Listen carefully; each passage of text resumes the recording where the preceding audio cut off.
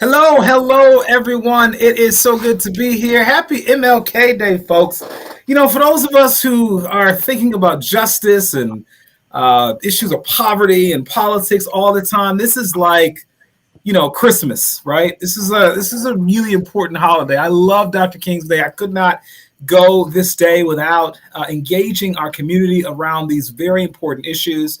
I have an august panel here of some really, really dynamic folks who are going to help us to dig into Dr. King, particularly as he relates to the issues today. So this is not a historic conversation only, folks. This is really about where we are today and what we can do to move our communities forward. So having said all that, I want to sort of frame this discussion in the context of Dr. King and his more radical side, his more unapologetic side, his more activist and revolutionary side. And so I want to share a couple speech clips, and then I'm going to introduce our panel, and then we're going to get going. So please, if you're around hanging out today, just kind of let somebody know and like and share. And we are going to dig into something that I think is very important. We always talk about Dr. King and the I Have a Dream speech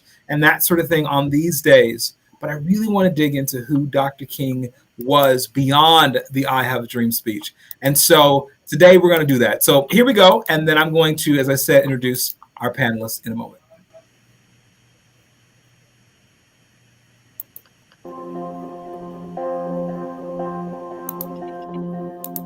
So we suffer from a kind of poverty of the spirit, which stands in glaring contrast to our scientific and technological abundance. The problem is, my friends, that we have learned to fly the air like birds, and we have learned to swim the seas like fish, and yet we haven't learned to walk the earth like brothers and sisters. Racial injustice is still the black man's burden and the white man's shame.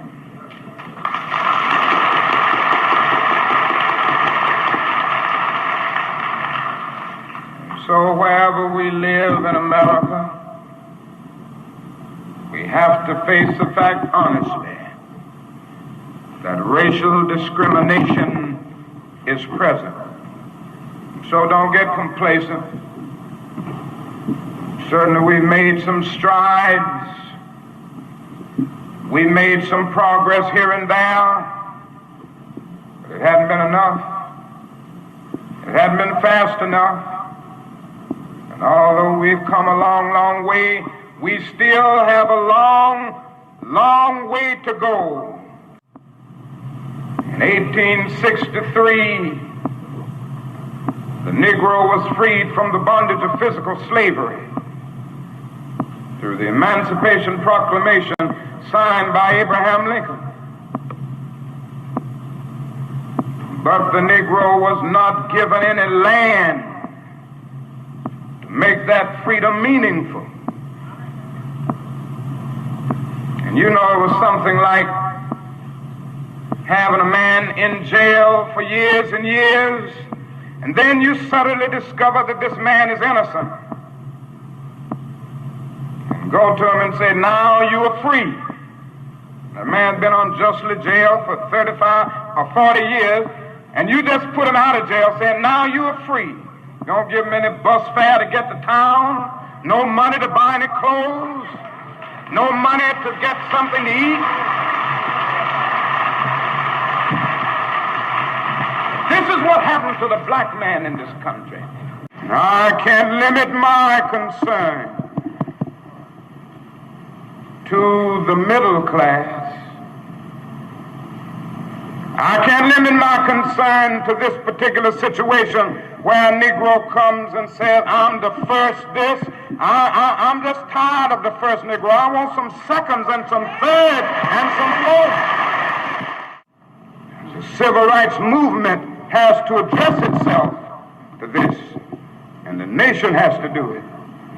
You see, we are such a rich nation and affluent nation. We often don't see the poor. There are some, you see, most white people can't see the poor because they live in the suburbs. And then they get in town in these big cities on expressways. They don't know nothing about Watts. They've never been there. They don't know anything about Huff in Cleveland, or the west side, or the south side of Chicago, or Harlem. They've never seen it. And they allow the poor to become invisible.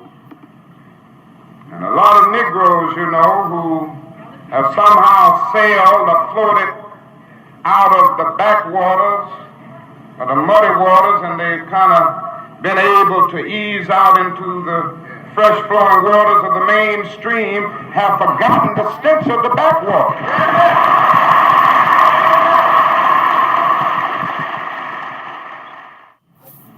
And I can hear a voice saying that wasn't enough.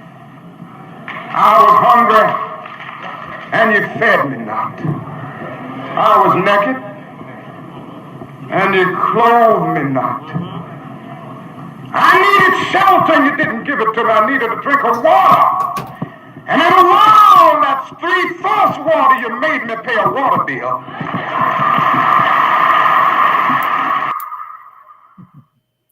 Wow. It is always good to hear from the King, from Dr. King, and just all that he means and meant to us and continues to mean to us. So today we're going to be talking about reclaiming King's legacy, King the Radical. So if you are interested in this conversation, once again, please let someone know and join us this afternoon. And please, if you've got comments, you can share those as well. I'm going to introduce our panel real quickly here. And so then we're going to hop right into this. So at first, I want to introduce Attorney Kenneth Thomas, who is an attorney, bankruptcy and credit at Fox and Swibel. Thank you so much for joining us, sir. He's also a former candidate for the Illinois State Senate and just a dynamic person. And I want to say this about actually all of our panelists today. They actually all I'm connected to on a personal level and in work and ministry, activism, that sort of thing. But they're all millennials, which I think is a very important piece of this conversation because we're really going to be pressing into Dr. King's legacy for where we are today, millennial generation, Gen Z, etc. So the next person I'm going to introduce is Juwan Hall. Juwan Hall is currently employed by CPS as a tutor. He is a U.S. Army veteran. He is also he's a former trustee from UIC as well. And Juwan has been an activist for many years in our communities, and I'm very excited to have him on joining us as well. He is a former student of mine, which I'm very proud to say. I will not say that about the next guest because she has asked me not to remind people over and over and over again that she is a former. I did not say it. Excuse me. Okay. Our last but not least is the CEO of Global Strategists Association. She's the founder and leads this organization, which is an organization that is designed to increase awareness around issues of international concern within the African diaspora. Really, her purpose and goal is to raise awareness around these issues, to unite, and to create opportunities for people of color to engage in international affairs. Welcome, everyone. Thank you guys so much for being here. Thank you very much.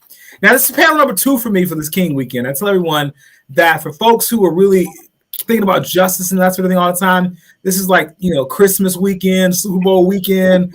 Dr. King's birth, his holiday is so important. And so this is panel number 2, and I might do another one. I don't know. I might get on here tonight and just rant because I just think it's important that we consider Dr. King's words. Now, what I want to press into, and I want to open the floor, is really this question of Dr. King, the sanitized version versus the real version. The I have a dream version versus the one who was talking in this particular speech about reparations, tokenism, poverty, the Vietnam War, all these things that we do not talk about as much. And so I want to open the floor for any of you who'd like to hop in first. What is Dr. King's connection to the current movements that we are looking at? The Black Lives Matter movement, movements around equality and justice. And do you feel like there is a gap between those two perspectives? And how would you fix that? How does Dr. King's voice still matter in the issues and the battles that we're fighting today? That was a big essay question right there, folks. Big question. Come on, Attorney Tom. I'll put you on the spot. You do this kind of things with your eyes closed. You know what I mean? I'm sure go ahead. I think, for one, Dr. King and sort of the civil rights movement is the blueprint still. It's still the blueprint for what you currently see in the different movements that are going on today.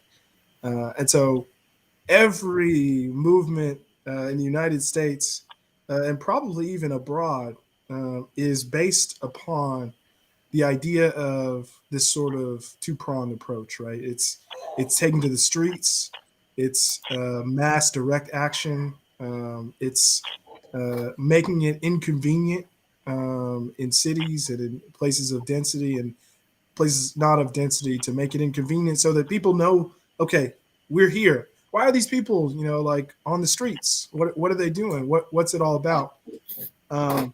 Coupled with this, not necessarily behind the scenes all the time, but I think the thing that Dr. King did really well too was not just take to the streets, but negotiate with the policymakers, right? There was this combination of, we're going to shut down your city, but we're going to talk on the side about what you can get us. What sort of deal can we strike so that we can make some progress and maybe not have your city shut down or not have your bus boycotted, which will reduce a number of your, a large percentage of your revenue. So that sort of model still exists today, and you've seen a lot of movements replicate that, some more successful than others. Juwan, you and I have many conversations about moderation in the pursuit of justice. And, a lot of people would think that Dr. King would agree with some level of moderation, and that was really in many ways not who he was. But I want you to talk about what you see as relevant today in these movements as they relate to Dr. King.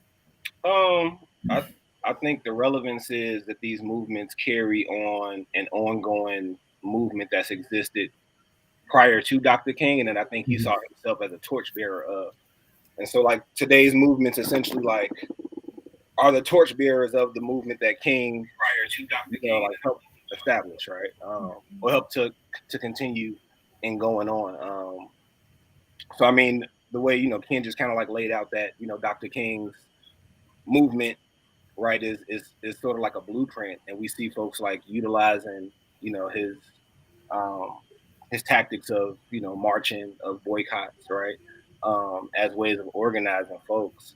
I think that's essentially what all of these movements see themselves existing as, right, as a continuance of what it was he was fighting for, and also standing on his shoulders, right, because one of the reasons we're able to fight against voter suppression in the way we fight against it now is because he fought in a different form, right?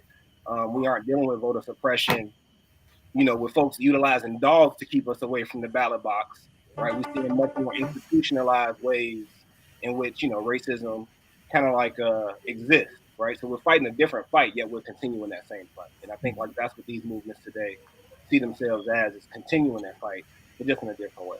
So. Appreciate what do you think? No, that makes a lot of sense. Appreciate, what do you think about this?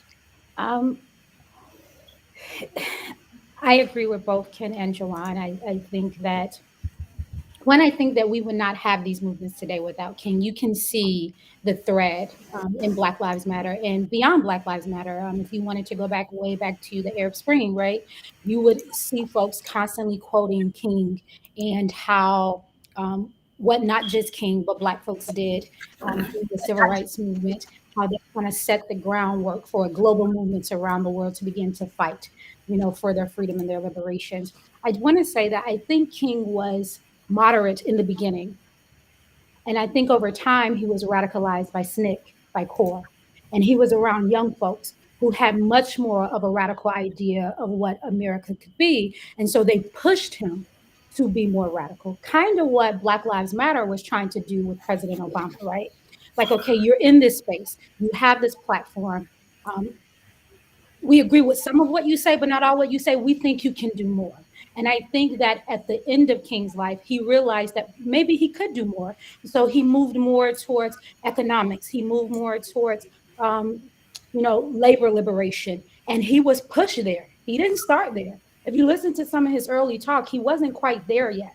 But being around young folks who are not kind of like institutionalized in a way, they had a lot more opportunity to just go without thinking about what the repercussions would be on a global level. And so I think he was unchained, so to speak, by the young folks in SNCC and CORE, and that helped to set the precedent for what we even see now today with Black Lives Matter and other organizations. Yeah, it's so funny because I think about this a lot. One of those radical young folks was Reverend Jackson, right? Mm-hmm. Who, if you look at sort of now, fast forward 50 years, although he has been doing this work in the progressive space for many, many years, when it comes to sort of progressive politics, they consider him part of the old guard, and the younger folks are more radical and doing more, where, he was on the other side of that, right, 50 years ago, which I think is interesting. Juwan, you were trying to hop in?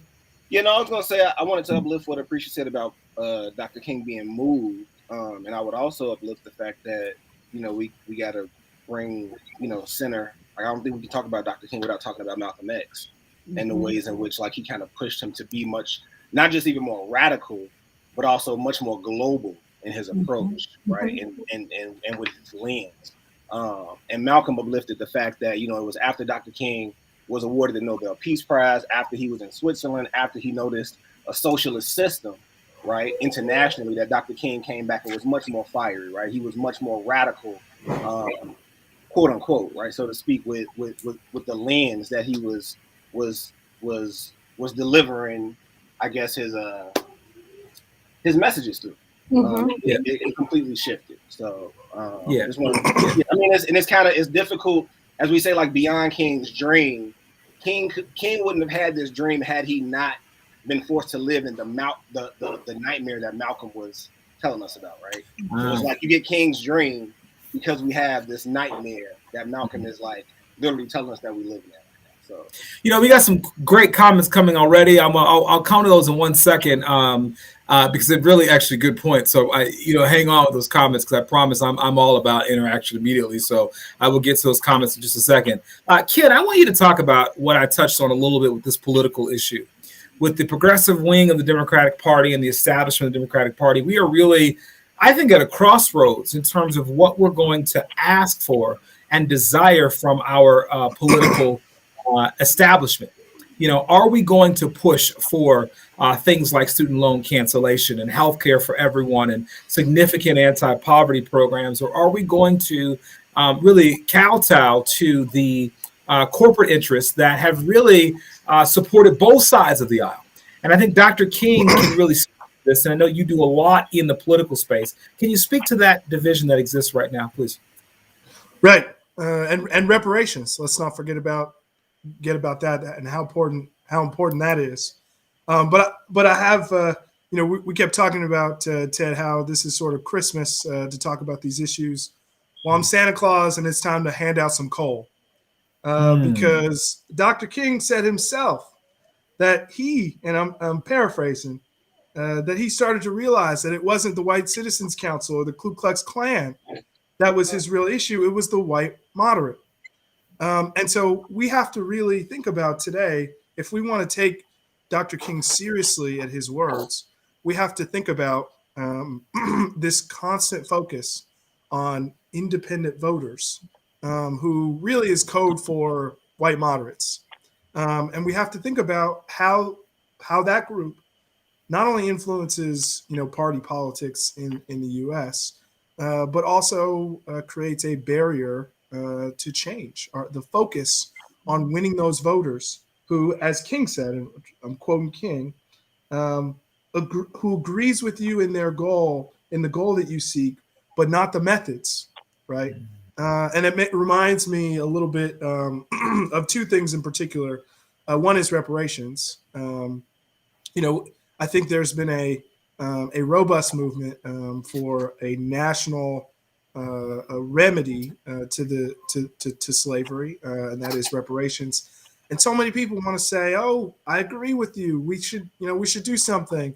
But we are. Look at our Pell Grant system. Look at look at the Fair Housing Act. Look at all these other things, right? That's what people say. We don't need to give reparations. We've already been doing it in the form of these sorts of things, right? Again, King said, I agree with you, but not those methods. I don't think we should write direct checks. So Dr. King already threw cold water on some of these alternative methods to remedy what is a long history of slavery. And the way to do it is reparations. And secondly, you see right now in the United States Senate an attempt to try to overturn the filibuster or change the filibuster so we can get some voting rights, so we can continue to protect the rights of all Americans, but including Black people in this country, to be able to get to the ballot box and to obtain political power. But you have a few, arguably symbolized by Senator Kristen Sinema as the moderate, who doesn't agree with the way of going about that, which is altering the filibuster. Well, I agree with the bill. I agree with protecting voting rights, but the one way to stop it is the filibuster, and I don't agree with getting rid of the filibuster. So it's kind of like, I agree with you, but I'm not willing to do the work to actually implement those policies. And King recognized that even in his time, and that has not been lost on us today. Wow, very well said. I'm going to hit one of the comments here. It says, how can we talk about racism when we have so much self-hatred? I think that's an interesting question. I'm going to just share a quick story that I experienced this week, and then I want you guys to sort of talk about this question, because let me just share this. So I literally, so much violence has, and before I say this, let me say this very clearly. Crime has gone up by 30% in this country. I think the number, I think it's actually murders, but it was crime or murders. I've got to double check that number. But by 30% since the pandemic hit across the nation.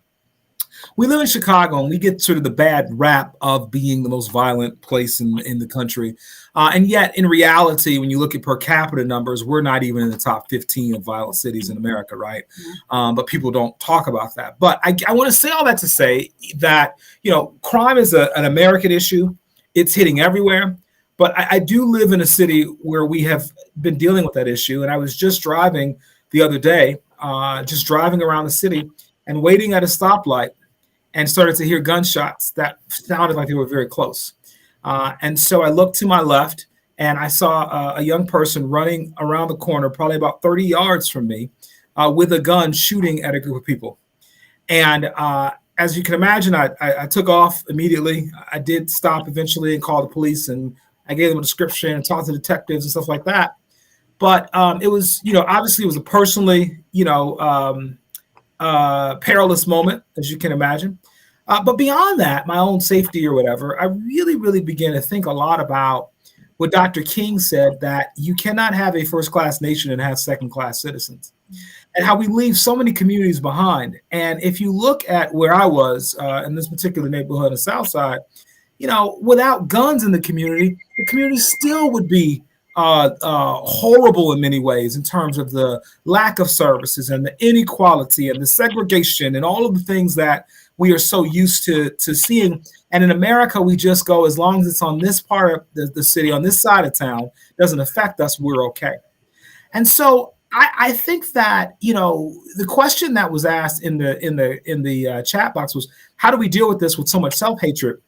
This young man that was firing, he actually shot 4 people. The oldest person that he shot was 70 years old. So this is technically was a mass shooting, because 4 people or more, by definition, is a mass shooting. We talk about self-hatred and what people are doing, but then I think about the institutions, and I think about how a kid would even get to that place. And so I want you guys to just kind of, maybe you can talk. I mean, this is that whole Booker T, W.E.B. debate about whether we ought to be taking responsibility for the issues in our community or not. And I know a lot of people get real mad. I see JaWaun's face right now, so I'm going to go to him this way.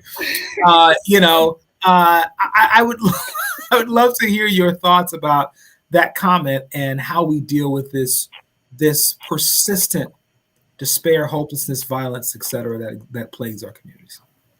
Yeah. So I think Malcolm said, "Who taught you to hate yourself? Who taught you to hate the shape of your nose? Who taught you to hate the color of your skin?" Right? So much to the point that you don't want to be around each other, right? Who put you in and let's take it beyond that. Who put us in a position to which we have to oppress each other to be successful, right? Within this system that we did not put ourselves into. If we look at the fact that, number one, Black people should not be in America in the numbers that we are here in, right? As a problem, then I think we can start unpacking and unfolding some of our like deeper issues in a much more expedient and realistic way, right? Like it's that there. I digress with that. Like we didn't create the system that we live in. We didn't force each other to have to oppress each other to be successful. We did not design this, right? Like we have very little power, and that's what I think like Dr. King died for, right? What Malcolm died for was trying to fight for power within a system that did not and was not designed for us to ever exercise any real power or authority in, right? Excellent. Go ahead, Apprecia. Yeah, I just want to piggyback on what Juwan said, which was really great and kind of like the center of it all. Violence in our community is directly related to racism and the systems that have been created and designed to keep communities out of power, in poverty, and an inability for us to help each other when we're going through. So I see constantly on the news the conversation about violence, but rarely do you hear about why is this violence happening beyond the surface level, that people have guns and people are just at war and these are fashions and things like that. And it's like, okay, that's one way, but what is at the center of even the robberies and why people don't have enough resources? Why don't people have enough money? And yeah, you can argue that there's criminals, and regardless of how much money they have, they're going to be criminals. Yeah, you can argue that, but then you can also argue that when you see 10 and 11 and 12-year-olds committing acts of violence, that's much deeper, and that is a direct correlation to how our communities have been divested in, how our parents and grandparents never had enough. And that has resulted in people who don't feel well mentally, emotionally, and physically, right? There's some correlation there. So I don't think you can, deal with the self-hatred without dealing with the racism and the system that has perpetuated violence in our communities. Period. Which, if I was quoting Tamika Mallory, I would be saying, we learned violence from you, right? I would say, we learned this from you. Like, we didn't come here with this. This is what you did to our communities. And this has been going on ever since. We learned this from you. It's interesting. There's a quote that says, poverty is the parent of crime. Mm-hmm. Aristotle said this in 300 BC. Why are we having this conversation in 2022 as if we don't understand it? As if, oh my gosh, now there's violence. Let's get some more guns. Let's make sure the police do this. It is literally over 2,000 years ago. This world famous philosopher that people love and celebrate said it himself. Poverty is the parent of crime. The crime on the South Side, the crime on the West Side, the crime in Philadelphia, the crime in New York, the crime in Colombia is a direct result of the conditions that people live in a world where there are ample resources for everyone. And I think that's what Dr. King was talking about. That actually gets me very angry because I get so tired of hearing people blame folks who are living in these conditions as if we're going to solve this problem by more police, more guns. It's not going to happen. So, okay. All right. We got many, many comments. I'm sorry. Go ahead. Ted, I'm sorry. Just before you switch to the next question, I do want to say, just around 50 to 70 years ago, there was crime in this city that was, just unhinged, and it was not at the hands of Black folks. And nobody was asking this very racist question around, what is happening, that these folks are committing these acts of crime. And so I feel like when there were Irish mobs and Italian mobs that were shooting down folks, aldermen and city council folks alike, and there was just blood on the streets of Chicago, nobody was asking these very racist questions. It was just like, this is all over territory. And a lot of it by our own newspapers was underreported. Right. So we weren't asking those questions 50, 70 years ago, what was happening in Bridgeport, what was happening up north. Now all of a sudden it's, what's happening with Black folks and what's wrong with our people. I think the question in itself is inherently racist, and we gotta dig a little deeper. You know what? That's a brilliant statement. It really, really is. Because once again, it lays in this narrative. No one goes to your point. All these Irish, I mean, of course, there was anti-Irish discrimination and that sort of thing.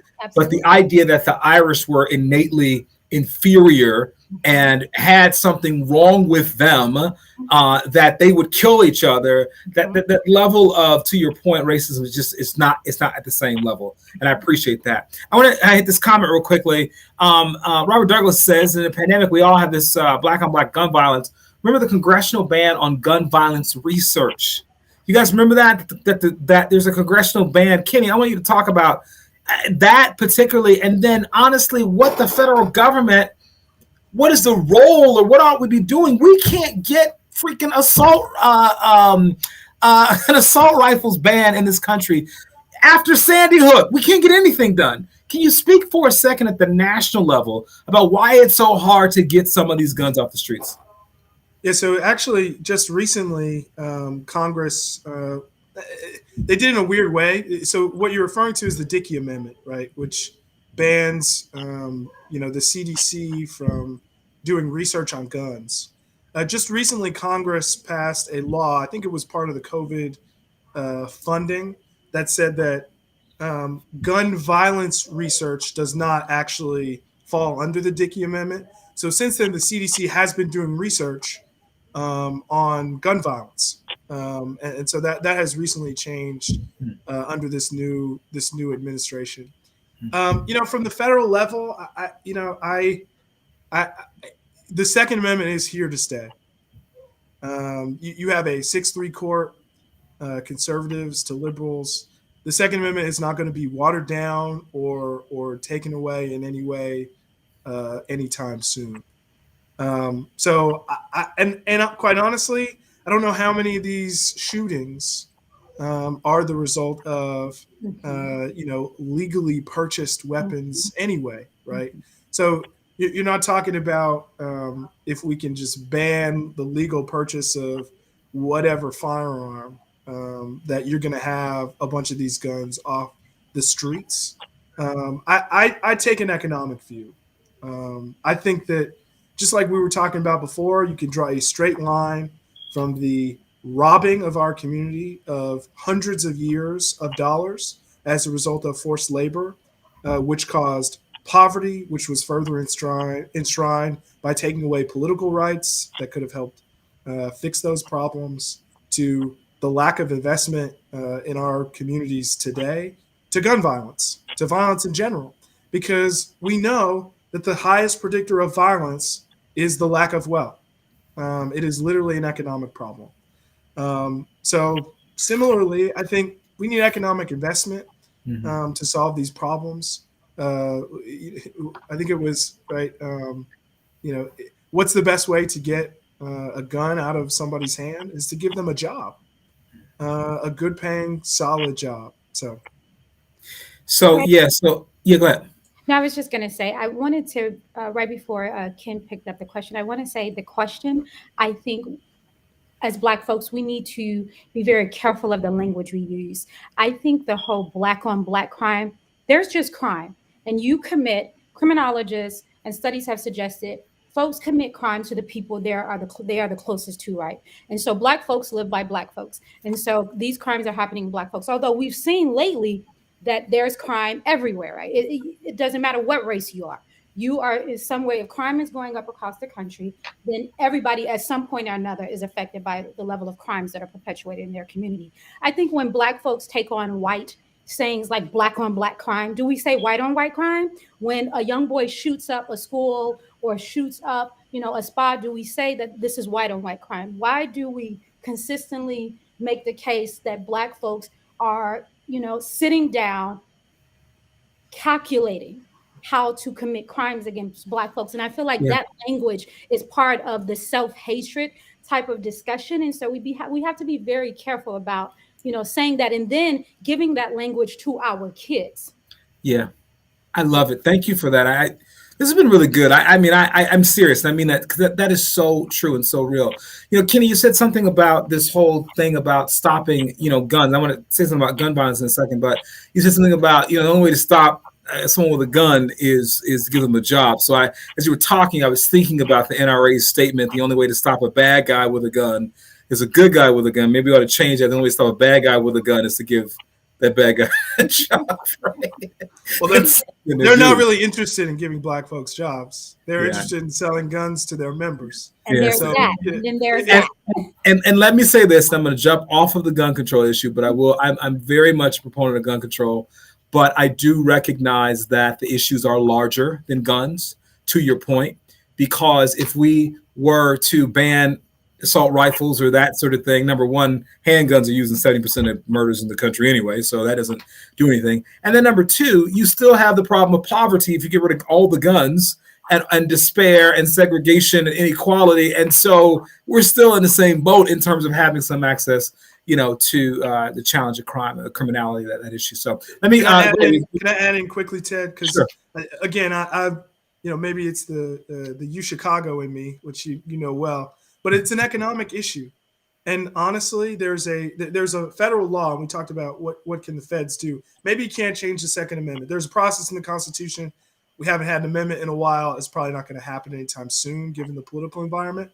But do you know that if gun companies were held liable for the deaths that were resulted from their inherently dangerous weapons, they would innovate.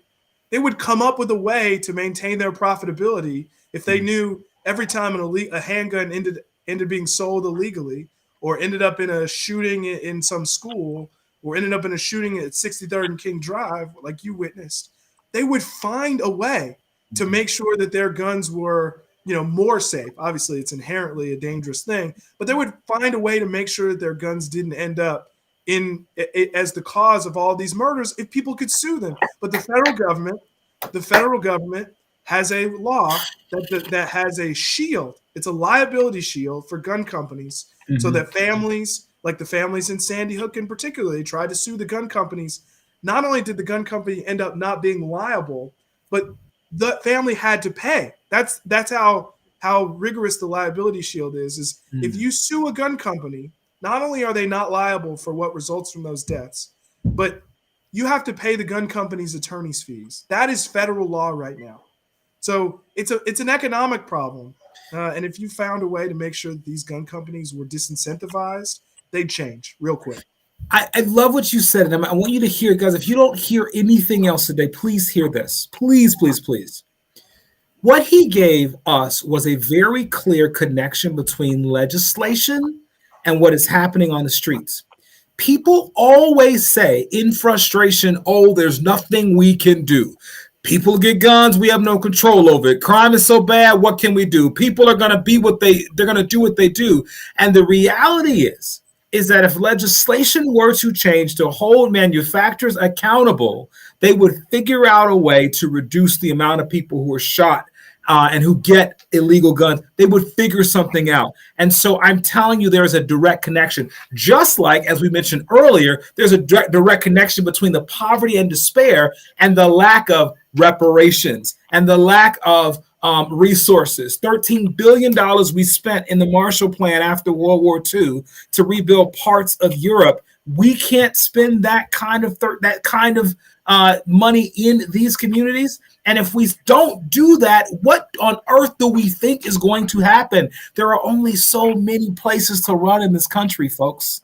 At some point, we've got to stop and turn around and fix the problem. Okay. All right. We've been the reparations king, Ted.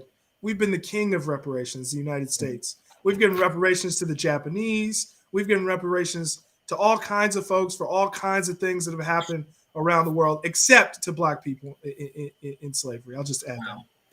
Wow. James Parker says, I find it interesting that the Voting Rights Act is an issue because many parts of the community don't vote. In all aspects of voting, including primaries, et cetera, there are not enough votes. Interesting. Interesting. So I kind of stopped halfway through there. Let's see. Oh, here's the second part of it. The fact that there is an issue with some politicians being able to vote, for African Americans being able to vote, is despicable. I also find interesting the voting rights bill will not pass because there are not enough votes. Okay, so all right. So he says talking about low voter turnout, and he's also talking about imagine being able to vote and not voting and blame. Oh wow. Okay, so interesting. So his argument, and this I'd love for you all to tackle this one. I'm sure you guys will like this one. Is that the voting rights bill is an important piece of legislation, but he's making the argument that people aren't voting anyway. Well, that's not true. Yes, I'd love to hear people turn out, and in fact, in the Democratic Party, Black people are the most, Black women in particular, are the most consistent group backing Democrats in every congressional district where they live across this country. So that's not true. Black people vote. But at some point, it gets hard. I mean, you got to wait in line for 8 hours in some places in Georgia. Man, go home. You have to take a day off work. You're already in a situation where our folks' average net worth is 0 in this country. And then you have to take an entire day off work to go vote. Like, I'd go home too. I mean, luckily, and I think this is true in most places in Chicago. You can vote pretty easily, pretty quickly. It's not the case in most places here. But in a lot of places in the South where you have Republicans who control the measures of power and have for a very long time, it's hard to vote. It's hard. And they're making it worse. If it wasn't hard, like Ken is mentioning, then why are there so many, governors and states that are pushing back, right, and creating all type of restrictive practices to people voting? If it wasn't already very challenging and hard. And what we saw during the last election is that folks voted in record numbers, even by mail, in the middle of a pandemic. Folks still turned out in record numbers. So that says that, maybe the talking points that we hear that people are not showing up is not true, right? Because we had the most votes in any election in history on both sides. In history. So that's not true. In the middle of a pandemic, right? People were out of work, people were depressed, people were sad, and still people showed up to vote. So I really push back on that. The other thing too is that when you have a country that does everything that it can to make sure people don't vote, in other countries you get election day off, right? You don't have to go to work, you don't have to worry about dropping your kids out of school. Everybody is out, right? The other thing is that you can, especially in a technological country where we're so advanced, why isn't there automatic voter registration? Why isn't there, you can't vote online? What is all these, these issues with, we don't want to make it easy for folks. They make it so complicated when people who are in the less advanced countries have much more freedoms around getting a vote in and getting a vote cast. That's not happening here. Yeah. Juwan? Yeah, and I'm just looking at all these comments. Like, there's so many follow-ups around this vote and stuff. Yeah. Right? But I want you worked with Chicago Votes, and I want you to speak about your work with that, particularly on this issue. So I just left the board of directors there. It was a dope time there. I was there on the board for 7 years. And when I joined after becoming a deputy voter registrar. I'm sorry, tell us what Chicago Votes does. So Chicago Votes is a nonprofit organization that tries to activate young Chicagoans in the political process, in the civic process, by educating them and registering them to vote. So we ran a series of programs during my time that I was there and prior to me coming there that were targeted at registering high schoolers who were 17 and 18 to vote, educating them on their voting rights. We ran a program called Parade to the Polls. We partnered with musicians, local Chicago artists to get people to turn out. And it's really difficult work, right? One of the programs that we instituted while I was there was a registration program in the county jail, where we go into the jail once a month and register detainees to vote. And so, that work is really, really hard work to do, right? You're trying to recruit somebody who's not getting paid to go and talk to people about, something that's really a right of theirs that a lot of people don't ordinary, everyday people do not care about, right? Like I'm thinking about how I'm gonna pay my rent. I'm thinking about how I'm gonna pay my car note. Thinking about how I'm gonna get gas in my car. How baby gonna get some new shoes. How mama gonna, get this vacation, right? Like how we gonna take care of the day-to-day needs that I have. And so like, I mean, thinking about like activated, when people get activated, I think around elections is because they feel inspired. I think people get activated around like civic processes and political processes when they feel inspired, when they feel like you're talking to me, right? Like courting voters, I think is something that, like we try to like be intentional about doing and engage when engaging them, right? So yeah, I mean, I think like that was just kind of like part of the work that we did, right? Trying to find ways to make voting and the civic process both applicable and kind of like, I guess like fun to engage with, right? Because it's like, this is you being able to exercise power, and exercising power in your community is a really dope and cool thing. So embrace and engage your power, right? Yeah, absolutely. Let's touch on another one of our many comments. Got a lot of comments going on here. Cheryl Johnson's on the line, and would love to, if I believe it's the right Cheryl Johnson, the activist out in the far south side, from a family of activists here, if I'm not mistaken here. But it says crime is economic, as Ken was saying. By institutions need people. So we have to. I guess she wants to talk about this prison industrial complex. It's interesting because we know very well, ladies and gentlemen, and I'm a glass half full kind of person. I try. I'm a person of faith, and I believe in faith, hope, and love. Dr. King, I believe his greatest legacy was that he was driven by his moral compass that came from his faith. But some days it's hard to be hopeful, right? When you look at all of the institutional challenges, he's talking about the prison industrial complex. We obviously, as Americans, incarcerate more people than anyone in the nation, in the world. 25% of all the people who are incarcerated here. We have twice as many people in jail as the Chinese do, and there are 1 billion people in China, 300 million here. Okay. So let's tap into this for 1 second, this legacy of locking people up and this prison industrial complex, the profit motive that is connected to this. I wonder if Dr. King were alive today and we were dealing with this issue. We know where he most likely would be from all that he's said and done. But let's talk about this prison industrial complex issue for a moment. Yeah.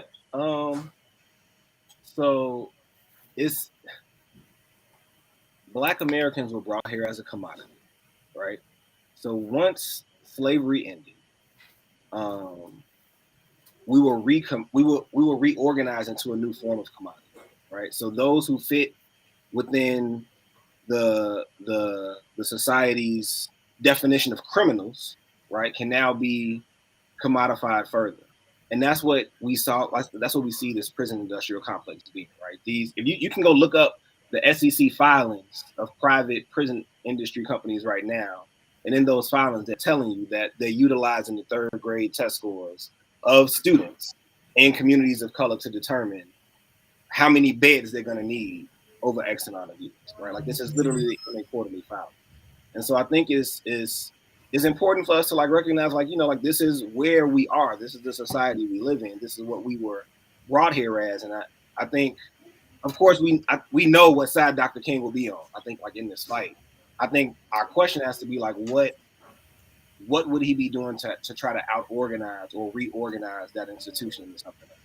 What does it look like to abolish a prison system that was meant to serve as a space to further commodify a people who were brought here to be nothing more than cattle, right? And be a part of, the enrichment of a nation and its people. So yeah, I don't know. With that, I digress.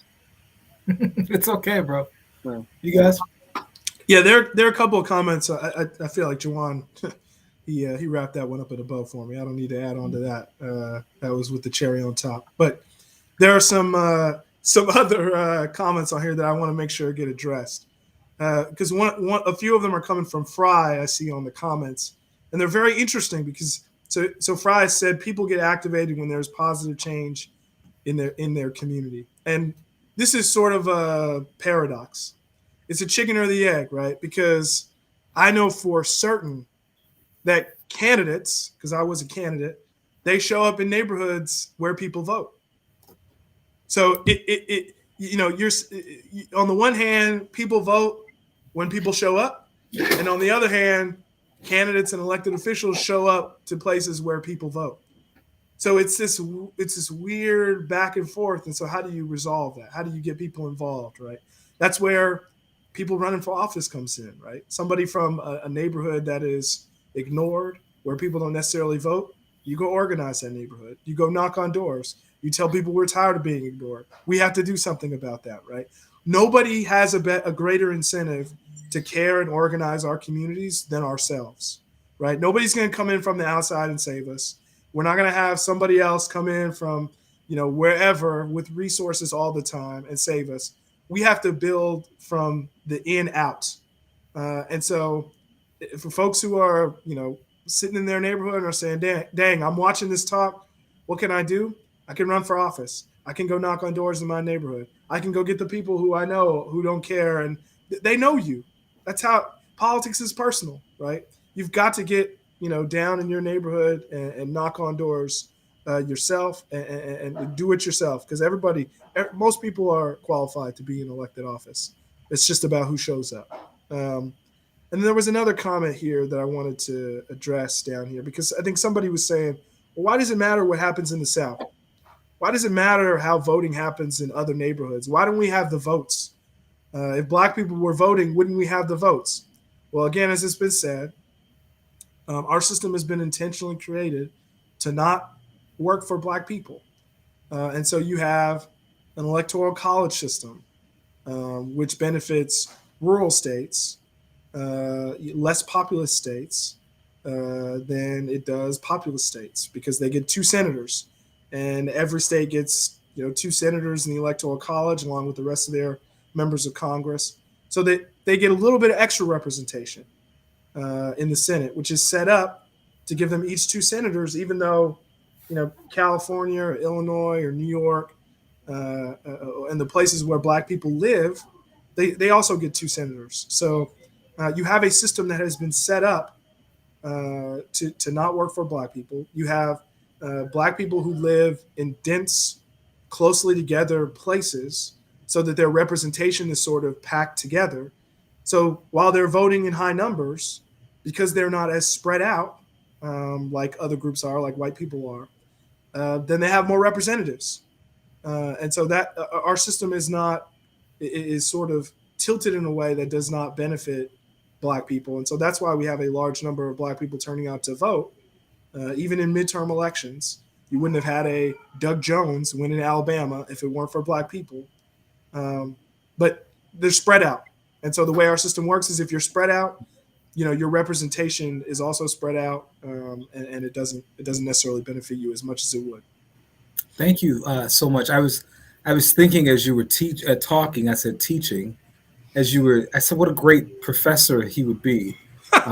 So, we got to get you, we got to help make that happen for you. You can take my job, man. I'm ready to,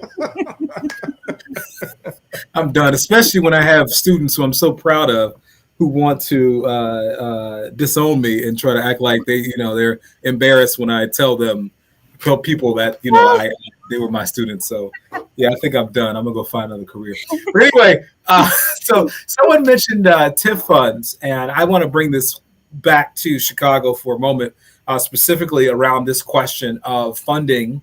TIF funds, for those of you guys who are not familiar with it, tax incremental financing, was really a program that was created to pour money into underserved communities. And yet, since the early mid-90s, we have seen much of the TIF funding that is supposed to go to the worst parts of the city to go to build up places like the West Loop and the South Loop and places like that. And so someone made a comment around this. What could we do around sort of moving this money where it's supposed to be? I'm going to talk about solutions for a second. And I think TIF is a solution, and there's other kinds of solutions. But let's talk about solutions for a second, because to your point, if Dr. King was anything, he was practical. And it's so amazing how he was able to speak not only sort of in this ethereal, moral realm, but then be very, very practical as well. And so I want to talk about what solutions exist that are not working or are working, particularly in urban areas. Well, you know what I'm going to say is we have to have reparations right now. It's so simple coming from a lawyer perspective, is that it's no different than if I was walking down the street, somebody hit me with a car, and I was injured. They owe me damages for all the injuries they caused. If I got hit by a car and my leg was broken and my arm was broken and I couldn't go to work because of that, that person who's driving that car would owe me some money. I would sue them, and I would have a remedy in the court to get paid for the damages that they have caused me. Well, similarly, slavery for hundreds of years caused trillions of dollars in economic damages, and we're looking to get that remedied. That's it. That's all it is. It's simple as that. Is that if you cause economic damage to somebody else, for however long it has caused, you owe damages. I'm gonna let you guys come in a second, but I want to break this down a little further, because not everyone who's even listening is thinking about. I mean, we're all activist types, and honestly, all the people that I know who are common, I know all some, I don't know all of them, but I do know some of them, and they're very activist type folks. But I want to say that a lot of people who are not thinking about these issues and connecting those dots might say, yeah, but slavery was so long ago, right? And they might say, oh, why are we talking about this?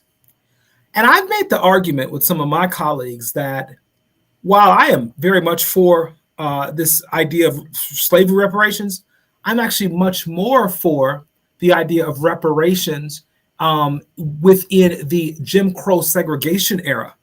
I think if we even just dealt with that alone, I think that we would, because there's a very clear, and I'm not against what we're talking about overall, but there is a very clear tie that people can see. The west side of Chicago, through some tricky arrangements around contract buying, right? And you know this very well, was ripped off millions and millions of dollars in home ownership. And that stuff exists today. And it exists so heavily that there was a news article just yesterday that I read about there's going to be, and think about this for a second. It is on the news that there is going to be a new grocery store on the west side that's owned by the people in the community. Why is that news? Why is it news in 2022 that they're going to open up a grocery store that people in the community own? Because they don't own anything. And if you cannot see that, you're blind. And if you cannot see that, you don't want to see it. So the idea that America's all fair and that kind of thing, when you were talking in 2022 about communities that have been raped and pillaged, not just during slavery, but you could literally look at the last 20, 30, 40, 50 years. I mean, come on. Come on. It is a clear justice issue. And it, no matter what people say about picking people up by their bootstraps, picking themselves up by their bootstraps, it will never happen. Of course, Dr. King, we know what he said about that too, right? He said it's a cruel jest to tell a man to pick himself up by his bootstraps when he doesn't have any boots, right? So anyway, okay. Right. I'm sorry. So I will say reparations is huge. That's an economic perspective. I'll leave for later the pedagogical point, Professor, about whether it should be on the basis of slavery versus segregation. You know what? I'll tell you this, bro. I'll tell you this, bro. For me, it's not even a battle. I just look at what's more potentially palatable. We can go both ways, but whatever. You're not gonna give me fights for me. You know what I mean? Right. Yeah. I'm also like these will be uninspiring, but I'm a lawyer, so rules and how they affect things are so important. No, I would never knock on a door and say, "Oh, we ought to get rid of the filibuster." Right? Maybe that would inspire people. Probably not. It's very technical, but it has a tremendous effect and I think we should alter it. I'm not sure we should totally get rid of it. I think a talking filibuster or something like that will change the type of legislation that's able to come to the Senate floor, and maybe will allow more debate on certain issues. I think another change would be we need ranked choice voting. Somebody in the comments mentioned, oh, we're forced to choose between two people, and we always end up choosing one because we're more afraid of the other person than we are of in favor of the person we're voting for sometimes. But ranked choice voting would give us more options, more opportunities. More people might run for office. People might choose between different candidates and have more choices.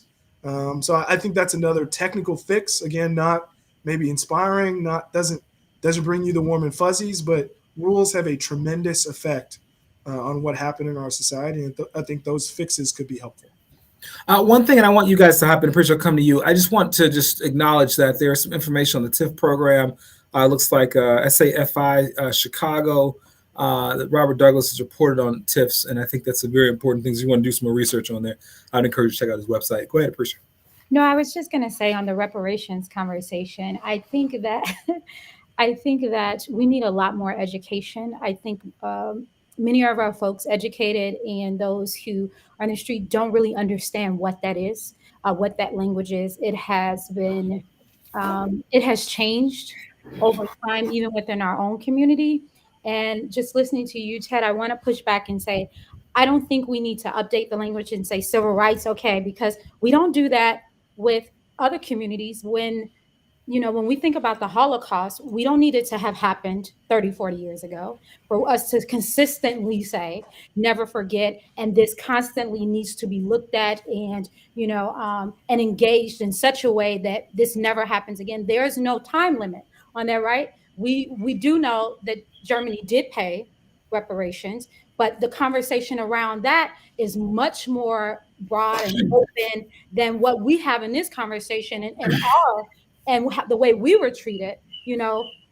It needs to be remedied, as Ken said, and it does not need to be brought to the civil. Yeah, we need reparations for slavery, but we also need reparations for Jim Crow. We also need reparations for Tulsa, Oklahoma. We need reparations for today, the prison industrial complex. We need justice, period, all around. And I feel like Black folks, because this country has done such a job on us historically and lacking the ability to really paint the full picture of what has happened to Black folks. Black folks ourselves kind of are conflicted around what that means and what that looks like, and is it ever going to happen? And we need to sell the picture. We don't need to sell the picture, right? Like I feel like that's a conversation we have to keep pushing back on.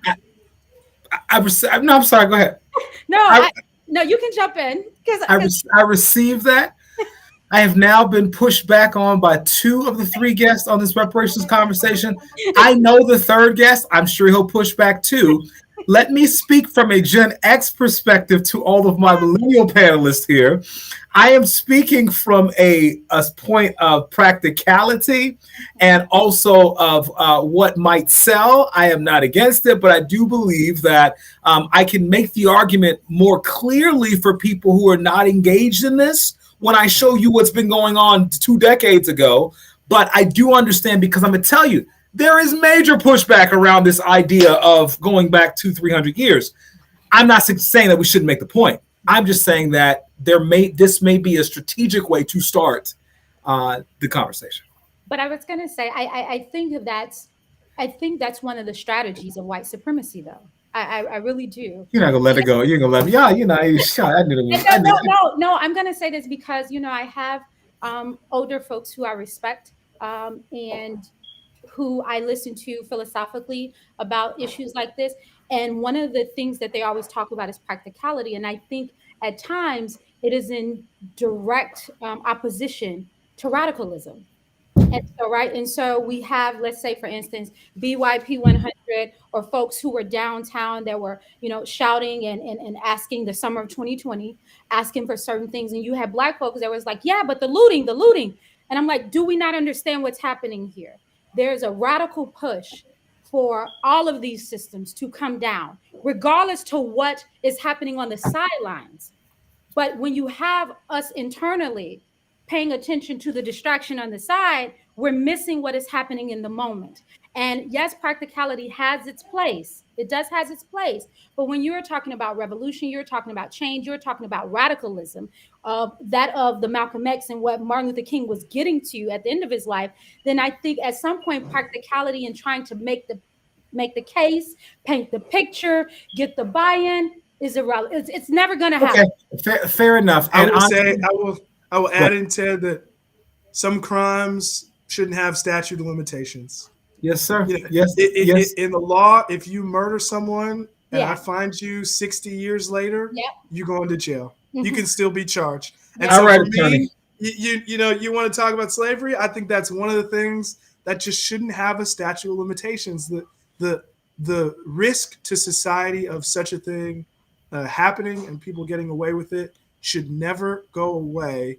The ability to punish, particularly in a situation where you have a group of people who have been unable to come to terms with the bad thing that they've done because it took them so long to maybe get to a place where we can even have a conversation about remedying the wrongs. There shouldn't no longer be a remedy because it took them forever to recognize that a remedy was needed.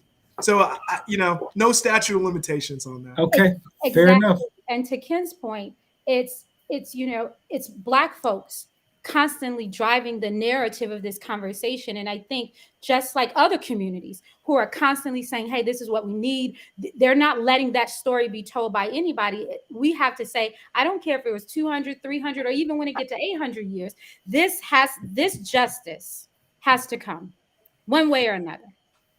Robert Douglas says, "Don't listen to the elders." He only means in that way. I'm sure. We have lots to learn from the elders, but to your point, there are generational differences. Juwan, why don't you hop in? And we're going to wrap this up here in a second. Although we're having a good time, and our, these commenters, they have not slowed down at all. So but I am going to wrap up shortly here. Juwan, if you wanted to hop in on this, that'd be great. And on the reparations question? Well, it doesn't have to, it could be on anything. I do, in our closing statement in a second, I want to draw this back to, this question of Dr. King, which obviously this is what Dr. King was about. But I'd love to make a direct connection because actually, even from what we heard in this speech, Dr. King was for reparations. There's no ifs, ands, or buts about that when you listen to what he talked about. Malcolm X, as he talked about, his quote about stabbing a man in the back, 6 inches and pulling it out 3 inches and calling it pride. You can make the argument very clearly that Malcolm X was for that, even though Malcolm X was a very self-empowering kind of leader, right? And yet they're not mutually exclusive concepts. Right. You can still work for yourself, then build your own, and yet hold the government accountable. They're not mutually exclusive. Dr. King said something else that I think is so important. He talked about tokenism in this piece. We didn't talk about this at all. But I find tokenism to be problematic as well. And he mentioned that. And then he talked about invisible poverty as well. So we'll, as we close out, I just want to, we can open up the conversation from reparations and go hit some of these other pieces. But Juwan, why don't you hop in, and then I'd like for everybody to make a closing statement in a second. Yeah, I'll just speak about reparations from the lens that I currently understand it from. It was something that I started looking at while at Kennedy King, studying with Professor Ted Williams, right? And I wrote, I think like a capstone paper or something about like the work that was happening, like starting back in the 80s around reparations. Where reparations currently exist is a huge testament to the work that has continued to take place over the last 30 plus years to get it where it currently is. I think we're currently like 20 House members short of co-sponsors to have a majority to finally get HR 40 passed out of the House. Now, getting it passed in the Senate, of course, is a whole nother story, but it's historic just to get it passed out of the House, to get the U.S. Congress, right, House of Representatives to say, like, yes, this is the thing we should undertake and move forward on. 30 years of like fighting and moving and lobbying and phone calls and like petitioning has like gotten us to this point. It's not impossible, especially if the filibuster rule, which I know we kind of like talked about a little bit earlier, if that's removed, it's not impossible for reparations to pass both the House and the Senate before this next congressional session ends. And having a Democratic president in office will very likely mean that it will probably get signed into. So yeah, I mean, we're in a historic moment with reparations. I think, the most important thing folks can take away from this conversation is that, you can get involved with the groups that are like fighting for it. You should definitely ensure that your congressperson is, supportive of HR 40. Sure. And so, yeah, that's pretty much, what I understand about the current fight and movement around reparations. Very good. Let's close this out, guys. Just quick final thought, Ken, and then Apprecia, and then we'll be done. Yeah, I just want to add a little bit to that reparations conversation real quickly, because the history there is so interesting, and I never learned about it. But the first attempt at reparations actually happened while Lincoln was still alive. There was a general by the name of William Tecumseh Sherman, very knowledgeable and well-known Union general, 40 acres and a mule. It was his special field order to provide the slaves that he freed with the land of their then Confederate former owners. And the only reason that did not happen is because Lincoln was assassinated. He was literally shot. And the next president, who was, a Democrat from the South, who was really on a unity ticket with Lincoln, but stayed in the Union, canceled the order because he's the commander in chief, he's the president, so he withdrew his general's order, and then there were no reparations. So it wasn't, I think a lot of people are like, oh man, reparations, blah, blah, blah. Why are you pushing for this? It was so long ago, such and such. It would have happened. It would have happened back then, and we wouldn't have to have this conversation. But the next president, who was later impeached, and sort of disgraced because he really didn't follow in Lincoln's idea of trying to free the slaves and bring them into our society, into the United States as citizens and such. Some of the amendments, the 13, 14, 15 amendments, were passed over his objection. That's why we're having this conversation. So we're carrying on that legacy. We're pushing that through King. And the point about King as a radical is they try to make him not a radical so people don't realize that today what's radical tomorrow will probably be law. And Sherman's if you land, I've actually looked at sort of the strip of land that Sherman's field order set aside. There was some prime real estate in there too. That would today, if people owned it, would have literally changed. All along the coast of South Carolina and Georgia would have changed the world, if you will, economically and socially for the last couple hundred years. So you're very, very important point. I appreciate it. I appreciate your final word. We're going to get out of here. Well, thank you, former professor. Thank you, former student. I want to say this was a great discussion. And what I'm thinking about at the close of this is how radical are we, with seeing change in our communities and nationally and just globally. Like I told somebody a couple of months ago, we were talking about courage, and they said, the younger you are, the more courageous you are. And I said, really? And they said, yeah. And I said, I don't know if I agree with that. I think I've become more courageous the older I get. And I think I am because I've become more radical in the way that I want to change the world. At first it was like, let me change the whole world and do all of this bunch of stuff. And my world now is my neighborhood and my community. And I'm radicalized in such a way that I see, some of the nuances and kind of like the talking points that we use to push back against radicalism as a barrier, because I feel like we've been equipped with those talking points with, white institutions and people that we engage that don't necessarily believe that change can happen in our lifetime. And even though it was long ago, 2008, when President Obama was like, change we could believe in, I still believe in change. When I see young people, on the streets of Chicago marching, whether that's marching for their right to be in a school, that is, kind of like cleaned and sanitized, or that's marching the summer of 2020 where Black folks are not shot dead, when I see these young folks who we think are too radical, like they're doing too much, I say, oh my God, we're still in the moment of change. We still have people with radicalized ideas who have not been sanitized by systems and institutions, who are not moved by capitalism and money. And I say, I want some of that. And so I consistently push myself to become more radical, that I can be courageous enough to leave my children, with a legacy that says it does not matter what it looks like. It does not matter what it says. It doesn't matter if it's practical. Can it make change? Can it affect change? And so I hope in our discussion today, people walk away with, am I radical enough? Or am I leaving that up to the young people? Or am I leaving it up to my government? Or is there something I still can do at 60, at 40, at 30 to affect change? And so that's what I hope. What a great way to end our conversation. Am I radical enough is the charge, right? The question of the hour. If you really want to celebrate Dr. King's legacy, if you really want this holiday to mean something, then we must all ask ourselves this question, am I radical enough? Dr. King gave it all, and he laid out a path for us. And I am so grateful. It's funny because all of us were born in his shadow, right? Whether we were born in the 60s, 70s, 80s, all of us who were born in that 90s, whatever, his shadow he's cast such a large shadow on this society. And that's a wonderful thing, because he really called America to live up to what it said, as he said, live up to what you say on paper.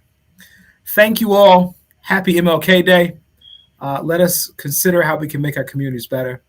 I appreciate you all very much.